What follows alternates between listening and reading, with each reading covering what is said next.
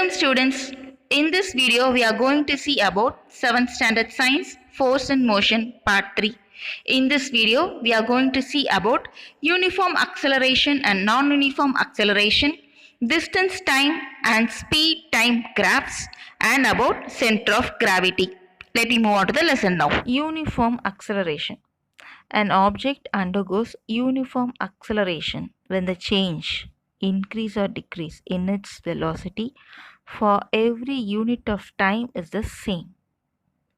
So uniform acceleration அப்படின்னா இப்போ இந்த ஸ்பீட் இன்க்ரீஸ் ஆகுது இல்லையா, இப்போ ஒவ்வொரு செகண்டுக்கும் ஒவ்வொரு மீட்டர் அது வந்து ட்ராவல் பண்ணுது அப்படின்னா that is a uniform acceleration. யூனிஃபார்மாக அது வந்து ஸ்பீட் வந்து இன்க்ரீஸ் ஆகுது அப்படின்றத பார்த்துக்கலாம். ஸோ அங்கே ஒரு டேபிள் கொடுத்துருக்காங்க. The table given below shows the uniform acceleration of a bus. So time 1 second 2 second 3 second 4 second 5 seconds கொடுத்துருக்காங்க. ஸோ வெலாசிட்டி ஃபஸ்ட்டு வந்து 1 செகண்டுக்கு 20 மீட்டர் பர் செகண்ட் அது ட்ராவல் பண்ணுது. ஸோ அடுத்த செகண்டுக்கு 20 + 20 40 செகண்ட், இதுக்கு வந்து 40 + 20, அப்புறம் 60 + 20, ஸோ 80 + 20. ஸோ ஒவ்வொரு செகண்டுக்கும் அது 20 அந்த மீட்டர் வந்து ட்ராவல் பண்ணுது. ஸோ கிராஜுவலாக ஒரே யூனிஃபார்மிட்டியாக அது இன்க்ரீஸ், அதோட வெலாசிட்டி இன்க்ரீஸ் ஆகிறதுனால it is a uniform acceleration. அதே மாதிரி யூனிஃபார்ம் டிக்சலரேஷன் ரிவர்ஸ்லேயும் இருக்கும், டிக்ரீஸ்லேயும் பார்த்தோம் இல்லையா. ஸோ இப்போ ஃபஸ்ட்டு இனிஷியலாக 100ல் இருக்கிற மீட்டர் பர் செகண்ட் வந்து அடுத்த செகண்டுக்கு வந்து செகண்ட் இதுக்கு பண்ணுறப்ப 80. ஸோ 80 - 20, நெக்ஸ்ட் 60 - 20, அப்புறம் 40 - 20, கிராஜுவலாக 20 மீட்டர் பர் செகண்ட் வந்து அது கம்மியாகிட்டே வருது. ஸோ இது வந்து யூனிஃபார்மிட்டியாக கம்மியாகுது. So it's a uniform deceleration. When the velocity of the object is increasing by 20 meter per second, the acceleration is 20 meter per second square. When the velocity of the object is decreasing by 20 meter per second, the deceleration is 20 meter per second square. Okay. Non-uniform acceleration. An object undergoes non-uniform acceleration if the change in its velocity for every unit of time is not the same. அதாவது எந்த ஒரு object அந்த வெலாசிட்டியில் ஒவ்வொரு unit of டைமுக்கும் vary ஆச்சுன்னா அதை வந்து நம்ம நான் யூனிஃபார்ம் அக்சலரேஷன் சொல்கிறோம். யூனிஃபார்ம் அக்சலரேஷனில் அது அந்த வெலாசிட்டி வந்து பார்த்திங்கன்னா சேமாக இருந்துச்சு, பட் இங்கே அந்த வெலாசிட்டி வந்து டிஃப்ரென்ஸ் இருக்கும். இப்போ இந்த டேப்லர் காலம் பாருங்கள். ஃபஸ்ட்டு அந்த டைம் 0 செகண்டில் அந்த வெலாசிட்டி 0, ஃபஸ்ட்டு செகண்டில் 10 அதோட வெலாசிட்டி, நெக்ஸ்ட்டு செகண்டில் 40. ஸோ அதோட சேஞ்ச் ஆஃப் வெலாசிட்டி பார்த்திங்கன்னா 40 - 10 30. ஓகே. தேர்டு செகண்டில் 60. ஸோ 40லேருந்து 20க்கு இதுவாகிருக்கு. நெக்ஸ்ட் 60லேருந்து 70க்கு, அண்ட் நெக்ஸ்ட் ஃபிஃப்த்து செகண்டில் 17லேருந்து 50 கம்மியாயிடுச்சு. ஸோ இது வந்து ஒரு யூனிஃபார்மிட்டி இல்லைனால இட்ஸ் அ நான் uniform acceleration. Note here that the change in velocity is not the same for every second. Thus, the moving object is undergoing non-uniform acceleration. So ஒவ்வொரு செகண்டுக்கும் இங்கே velocity பார்த்திங்கன்னா வேரி ஆகிட்டே இருக்கு இல்லையா. So this shows that object in non-uniform acceleration. Okay. Page number 20, distance time graph. அதாவது தூரத்துக்கும் நேரத்துக்கும் இடையே அந்த ரிலேஷன்ஷிப்பை தான் நம்ம கிராஃப் மூலமாக இப்போ இங்கே பார்க்க போகிறோம். அ car travelling along a straight line away from the starting point O is shown in the figure. The distance of the car is measured for every second. The distance and time are recorded and a graph is plotted using the data. The results for 4 possible journeys are shown below. அதாவது ஒரு car வந்து straight லைனில் travel ஆகுது, அதோட starting point வந்து O. So அந்த car வந்து rest அப்போ அதோட டிஸ்டன்ஸ் எப்படி, யூனிஃபார்மாக ட்ராவல் பண்ணுச்சுன்னா அதோட டிஸ்டன்ஸ் எப்படி இருக்குது, அதே மாதிரி அதோட ஸ்பீட் இன்க்ரீஸ் ஆனாலோ ஸ்பீட் டிக்ரீஸ் ஆனாலோ அதோட டிஸ்டன்ஸ் அதோட ட்ராவலிங் எப்படி இருக்குன்றதை நம்ம ஒவ்வொரு சினரியோவை அப்போ இங்கே பார்க்க போகிறோம். First car at rest. So இந்த இடத்துல வந்து பார்த்திங்கன்னா அதோட டிஸ்டன்ஸ் வந்து சேமாக தான் இருக்கும், ஏன்னா கார் வந்து ரெஸ்ட்டில் இருக்குது. ஸோ அதோட கிராஃப் வந்து பார்த்திங்கன்னா 0 கிரேடியண்ட்டில் இருக்குது, கான்ஸ்டண்ட்டாக இருக்குது. Next car travelling at uniform speed of 10 metre per second. ஒரு செகண்டுக்கு 10 மீட்டர் வந்து அது ட்ராவல் பண்ணுது. ஸோ யூனிஃபார்மாக ஏறிட்டுருக்கு, அதோட ஸ்பீடு வந்து ஏறிட்டுருக்கிறதுனால இந்த கிராஃப் வந்து பார்த்திங்கன்னா ஒரு ஸ்ட்ரெயிட்டாக ஒரு லைனு நல்ல ஸ்டீடியஸாக அது வந்து இன்க்ரீஸ் ஆகிட்டுருக்கு. Next car travelling at increasing speed. ஒவ்வொரு செகண்டுக்கும் அதோட ஸ்பீட் வந்து இன்க்ரீஸ் ஆகிட்டே இருக்குது. ஸோ இங்கே வந்து பார்த்திங்கன்னா நல்ல ஒரு இன்க்ரீசிங் கிரேடியன்ட்டு இங்கே வந்து கிராஃபில் நம்ம பார்க்கலாம். The fourth scenario his car travelling at decreasing speed. So ஸ்டார்டிங்கில் இருந்த ஸ்பீடு வந்து அப்படியே கொஞ்சம் கொஞ்சமாக அதுக்கு டிக்ரீசிங் ஆகுது. ஸோ இங்கே வந்து அதோட கிராஃப் வந்து பார்த்திங்கன்னா ஒரு டிக்ரீசிங் கிரேடியண்ட்டாக பார்க்கலாம். நெக்ஸ்ட் ஸ்பீட் டைம் கிராஃப், அதாவது வேகத்துக்கும் நேரத்துக்கும் இடையே உள்ள ரிலேஷன்ஷிப்பை கிராஃப் மூலமாக பார்க்க போகிறோம். Let us consider a bus traveling from Tanjavur to Trichy. The speed of the bus is measured for every second. The speed and time are recorded and a graph is plotted using the data. It is known as speed time graph. The result for 4 possible journeys are shown. இப்போ consider தஞ்சாவூர்லேருந்து ட்ரிச்சிக்கு ஒரு bus வந்து travel ஆகுது. So bus ரெஸ்ட்டில் இருக்கிறப்ப அதோட speed எப்படி இருக்கும்? யூனிஃபார்மாக போச்சுன்னா அதோட ஸ்பீடு வந்து பார்த்திங்கன்னா யூனிஃபார்மாக ட்ராவல் ஒரு பர்டிகுலர் டைமில் போச்சுன்னா அதோட ஸ்பீடு எப்படி இருக்கும்? அதே மாதிரி அக்சலரேஷன் யூனிஃபார்மாக இருந்துச்சுன்னா அப்போ வந்து அதோட டைம் லேப்ஸ் எப்படி? யூனிஃபார்மாக டிசலரேஷன் கம்மியாக ஸ்பீடு வந்து கம்மியாச்சுன்னா அப்போ அதோட டைமிங் எப்படி இருக்கும்? அதே மாதிரி அக்சலரேஷன் ஜாஸ்தி, நான் யூனிஃபார்ம் அக்சலரேஷன், இந்த மாதிரி பல சினரியில் இப்போ நம்ம பார்க்க போகிறோம். The first one is bus at rest. So ரெஸ்ட்டாக இருக்கிறப்ப ஸ்பீடு வந்து கண்டிப்பாக எல்லாத்துலேயும் 0வாக தான் இருக்கும். ஸோ இதோட கிரேடியன்ட் வந்து பார்த்திங்கன்னா உங்களுக்கு எல்லாமே அந்த எக்ஸாக்சிஸில் தான் இருக்குது. நெக்ஸ்ட் வந்து பார்த்திங்கன்னா bus travelling at uniform speed of metre per second. So ஒவ்வொரு செகண்டுக்கும் uniform speed 10 metre per second அப்படின்றப்ப அதோட கிரேடியன்ட் வந்து பார்த்திங்கன்னா அந்த ஸ்பீடு வந்து 10 இதிலே தான் இருக்குது. பட் ஒவ்வொரு செகண்டுக்கும் அந்த 10ன்றதுனால ஸ்ட்ரெயிட் லைனில் உங்களுக்கு இருக்குது. ஸ்லோப்பில் வந்து பார்த்திங்கன்னா இந்த line is 0. Next bus travelling uniform acceleration. இந்த ஸ்பீடு வந்து பார்த்திங்கன்னா ஒவ்வொரு செகண்டுக்கும் யூனிஃபார்மாக இன்க்ரீஸ் ஆகிட்டே இருந்துச்சுன்னா அப்போ அதோட அந்த ஸ்லோப்பை வந்து பார்த்திங்கன்னா ஒரு ஸ்டெடினஸ்ஸாக இன்க்ரீஸ் ஆகிட்டே இருக்குது. It's a positive and constant gradient. Next bus travelling uniform deceleration. So ஸ்டார்டிங்கில் இருந்த ஸ்பீடு கொஞ்சம் கொஞ்சமாக குறையிறப்ப அப்போ அதோட ஸ்லோப் வந்து பார்த்திங்கன்னா ஒரு ஸ்டெடியாக ஒரு நெகட்டிவ் கிரேடியண்ட்டில் இங்கே வந்து நம்ம பார்த்துக்கலாம். அதே மாதிரி bus travelling with increasing acceleration. Increasing acceleration எந்த டைப்லனா நான் யூனிஃபார்ம். ஸோ முன்னாடி வந்து பார்த்திங்கன்னா யூனிஃபார்மாக ஒவ்வொரு செகண்டுக்கும் யூனிஃபார்மாக ஸ்பீடு வந்து இன்க்ரீஸ் ஆகிருக்கும். இந்த சினரியோவில் வந்து பார்த்திங்கன்னா ஒவ்வொரு செகண்டுக்கும் வேரி ஆகுது, அந்த ஸ்பீடே வந்து வேரி ஆகுது. தட் இஸ் அ நான் யூனிஃபார்ம் அக்சலரேஷன். ஸோ இந்த இடத்துல வந்து பார்த்திங்கன்னா உங்களுக்கு கிராஃப் வந்து ஒரு ஸ்டெடி ஸ்லோப்பாக இருக்குது. இட்ஸ் அ பாசிட்டிவ் கிரேடியன்ட் தான். நெக்ஸ்ட் பேஜ் நம்பர் 22ல் bus travelling with decreasing acceleration. So இங்கே வந்து பார்த்திங்கன்னா அங்கே அக்சலரேஷன் வந்து டிக்ரீஸ் ஆகிருக்கு. It is nothing but deceleration. இங்கேயும் அதே வந்து நான் யூனிஃபார்ம் அக்சலரேஷன் தான். ஸோ ஒவ்வொரு செகண்டுக்கும் ஸ்பீடு வந்து கம்மியாகிட்டே இருக்கிறப்ப உங்களுக்கு இந்த கிரேடியன்ட் வந்து it is decreasing with time. அதே மாதிரி இந்த கிரேடியன்ட்டும் டிக்ரீசிங் கிரேடியண்ட்டாக இருக்குது. Page number 22 comparison between distance time and speed time graphs. இப்போ நம்ம 2 விதமான கிராஃப் செட்ஸ் பார்த்தோம் இல்லையா? டிஸ்டன்ஸ் டைம் கிராஃப் பார்த்தோம், ஸ்பீட் டைம் கிராஃப் பார்த்தோம். இது ரெண்டுத்தையும் இப்போ நம்ம கம்பேரிசன் பண்ண போகிறோம். The speed time graphs and distance time graphs may look very similar, but they give different information. We can differentiate them by looking at the labels. From A to B, you can see the graph.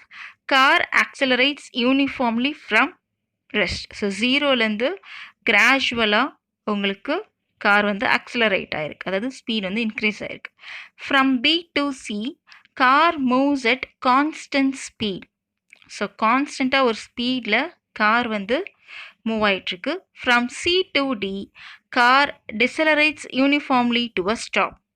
So towards அந்த stop பண்ணுறப்ப அந்த speed எப்படி கம்மியாகுது, அந்த மாதிரி car வந்து அந்த speed கம்மியாகி கடைசியில் ஸ்டாப் ஆகுது. So from A to B, distance moved increases at an increasing rate, hence gradient increases represented by a concave curve. Here from B to C, distance moved increases uniformly over time, hence gradient is a constant. இங்கே வந்து car வந்து constant ஸ்பீடில் இருக்குது. From C to D, distance moved increases at a decreasing rate, hence gradient decreases. இந்த இடத்துல வந்து பார்த்திங்கன்னா towards அந்த ஸ்டாப் பொசிஷனுக்கு போகிறதுனால காரோட ஸ்பீடு வந்து டிசலரேட் ஆகிருக்கு. அண்ட் ஸ்பீட் டைம் கிராஃப் பார்த்தீங்கன்னா from A to B speed increases uniformly over time hence gradient is a positive constant. So ஒரு ஸ்பீடு வந்து பார்த்திங்கன்னா A to Bயில் ஒரு யூனிஃபார்மாக இன்க்ரீஸ் ஆகிட்டு இருக்கனால இங்கே வந்து ஒரு பாசிட்டிவ் கிரேடியண்ட்டாக இங்கே இருக்குது from A to B. B to C வந்து பார்த்திங்கன்னா speed is constant hence graph here is a horizontal line. Speed வந்து பார்த்திங்கன்னா கான்ஸ்டண்ட்டாக இருக்கனால இங்கே ஹரிசான்டல் லைனில் இருக்குது B to C. C to D வந்து பார்த்திங்கன்னா ஸ்பீடு வந்து டிக்ரீஸ் ஆகிருக்கு. Speed decreases uniformly over time hence gradient is a negative constant. இங்கே வந்து உங்களுக்கு டிசலரேட் ஆகிருக்கனால இந்த கான்ஸ்டன்ட் வந்து உங்களுக்கு நெகட்டிவ் கான்ஸ்டன்ட்டில் இருக்குது. ஸோ த கிரேடியன்ட் இங்கே இந்த ஸ்லோப் வந்து பார்த்திங்கன்னா நெகட்டிவ் கான்ஸ்டன்ட்டில் இருக்குது. Page number 23 centre of gravity. Try to balance a cardboard on your finger tip. What do you observe? You can notice that there is only one point at which the cardboard is balanced.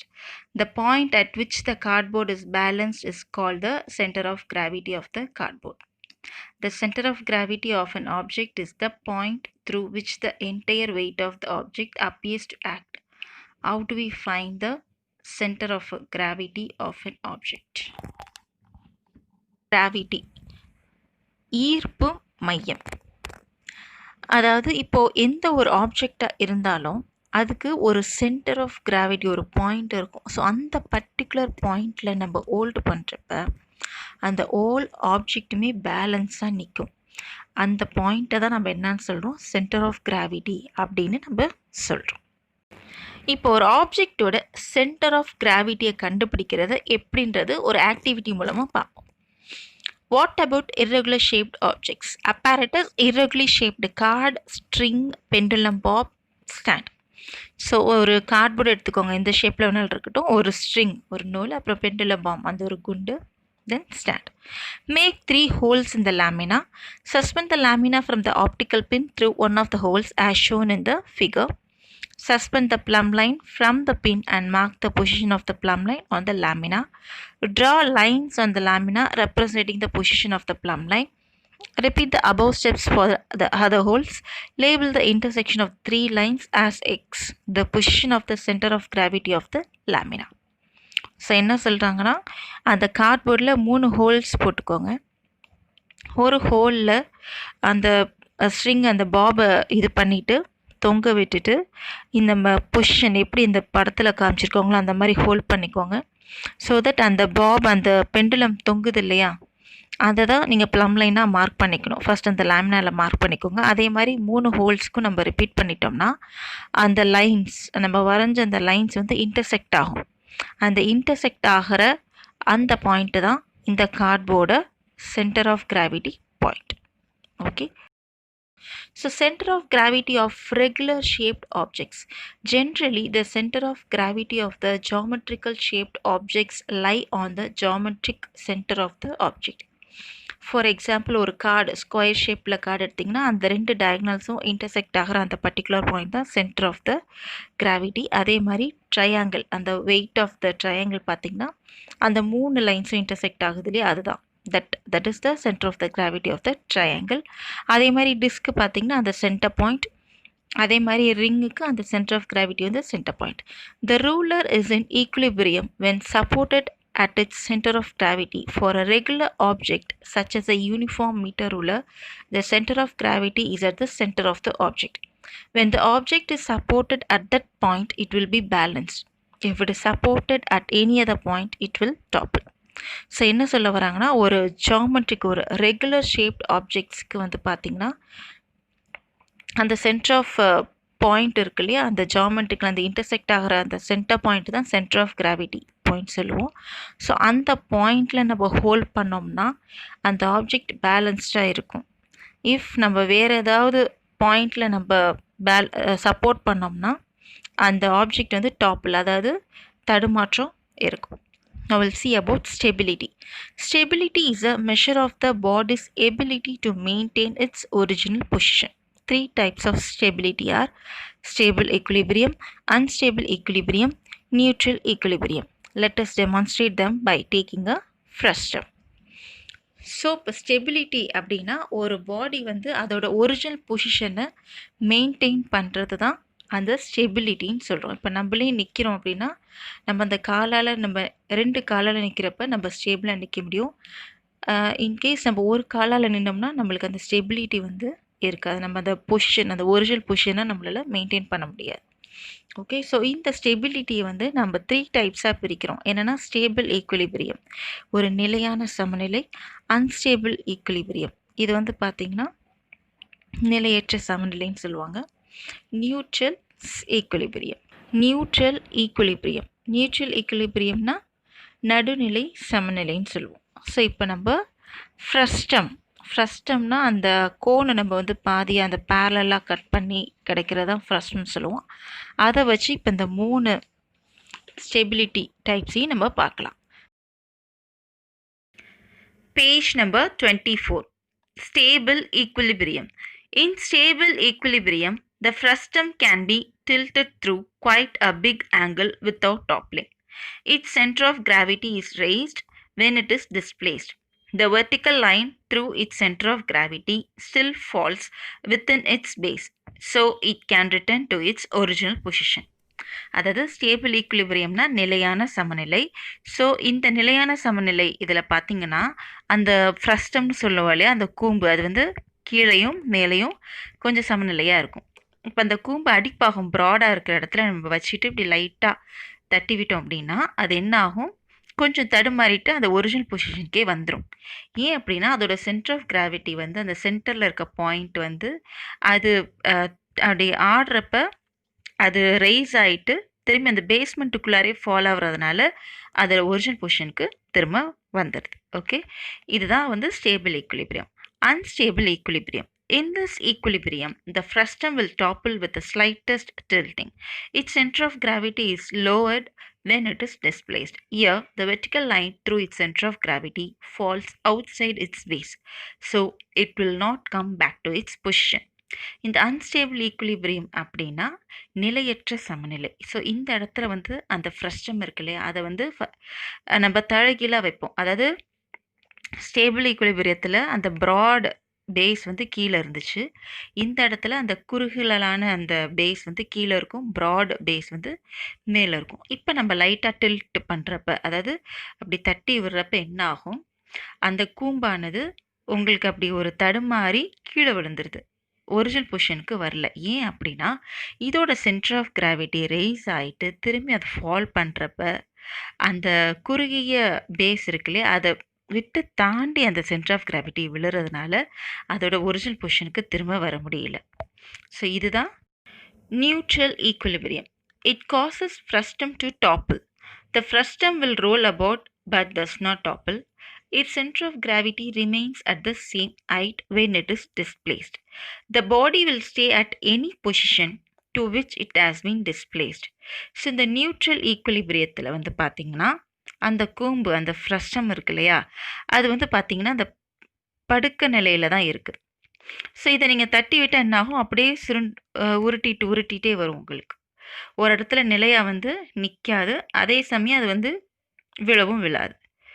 ஏன் அப்படின்னா இதோட centre of gravity எந்த side போனாலும் same ஹைட்டில் இருக்கிறதுனால இது உழவும் விழா செய்யாது, அதே மாதிரி நிலையாக ஒரு இடத்துலையும் இருக்காது. இதுக்கு பேர் தான் நியூட்ரல் ஈக்குலிபிரியம் சொல்கிறோம். Condition for stability. Stability can be increased by the following ways. First one, lowering its centre of gravity, increasing the area of its base. Heavy base lowers the center of gravity, so the object will be stable. A broad base makes the object more stable. So இங்கே வந்து பார்த்திங்கன்னா stability எப்போ ஒரு object நிலையாக ஒரு இடத்துல வெயிட்டாக எப்படி இருக்குது அப்படின்னு பார்த்திங்கன்னா அதோட சென்டர் ஆஃப் கிராவிட்டி லோவர் ஆகிறப்ப அது இருக்கும். அதே மாதிரி இன்க்ரீஸிங் ஏரியா ஆஃப் பேஸ், நம்ம அந்த பேஸ் வந்து அகலமாக இருக்க அந்த ஸ்டெபிலிட்டி வந்து பார்த்திங்கன்னா ஜாஸ்தி இன்க்ரீஸ் ஆகும். அதே மாதிரி ஹெவி பேஸ் வந்து பார்த்திங்கன்னா அந்த சென்டர் ஆஃப் கிராவிட்டியை லோவர்ஸ் பண்ணுது. ஸோ அந்த இடத்துல ஆப்ஜெக்ட் வந்து ஸ்டேபிளாக நிற்கும். அதே மாதிரி ப்ராட் பேஸ், சொன்ன மாதிரி பேஸ் வந்து நல்லா ப்ராடாக இருந்துச்சுன்னா அந்த இடத்துல ஆப்ஜெக்ட் வந்து ரொம்ப ஸ்டேபிளாக நிற்கும். Do you know the Tanjavur doll? It is a type of traditional toy made in Tanjavur from terracotta material. So இந்த ட்ரெடிஷ்னல் டாய் வந்து பார்த்திங்கன்னா தஞ்சாவூரில் டெரக்கோட்டா அந்த மண்ணில் செய்வாங்க. It's a toy made in a terracotta material. அதே மாதிரி இது வந்து பார்த்திங்கன்னா சென்டர் ஆஃப் கிராவிட்டிக்கு ஒரு குட் எக்ஸாம்பிள்.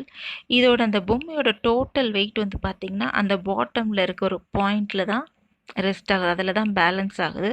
ஸோ நம்ம வைக்கிறப்ப ஒரு 2 ஆட்டி விட்டோம்னா அதை அப்படியே டான்ஸ் ஆடிட்டு அந்த ஆசிலேஷனில் அப்படியே இதுவாகிட்டு அதோட ஒரிஜினல் பொசிஷனுக்கு வந்துடும். Real life applications of center of gravity. In order to have stability, the luggage compartment of a tour bus is located at the bottom and not on the roof.